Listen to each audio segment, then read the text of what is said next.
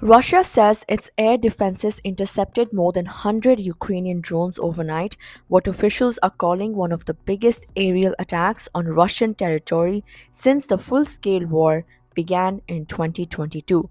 According to Russia's defense ministry, 112 drones were destroyed or intercepted between 9 p.m. and midnight Moscow time.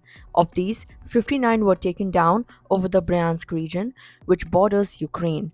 Other drones were shot down in at least five additional Russian regions. A significant portion of the swarm was aimed at the Russian capital. Moscow Mayor Sergei Sobyanin said that 27 drones headed towards the city were repelled by defense ministry units. Sobyanin, posting on Telegram, said there were no casualties and no confirmed damage, though recovery teams are inspecting drone debris at multiple sites across the region. The Bryansk governor also reported no injuries. However, he confirmed that a house and six cars have been damaged during the drone assault. Over in Smolensk, near the Polish border, 11 drones were shot down. Again, no casualties were reported.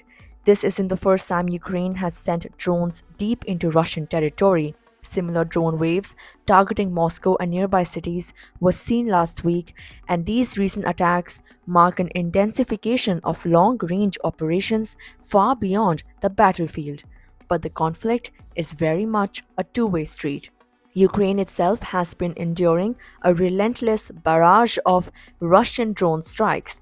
Over the past 3 days, ending early Monday, Ukrainian President Zelensky says Russia launched over 900 drones on Ukrainian cities. Saturday night's Russian drone strikes were especially deadly. At least 12 people were killed, including 3 children. In Ukraine's Zhytomyr region, west of Kyiv, that assault marked one of the most extensive aerial campaigns since Russia's full-scale invasion began.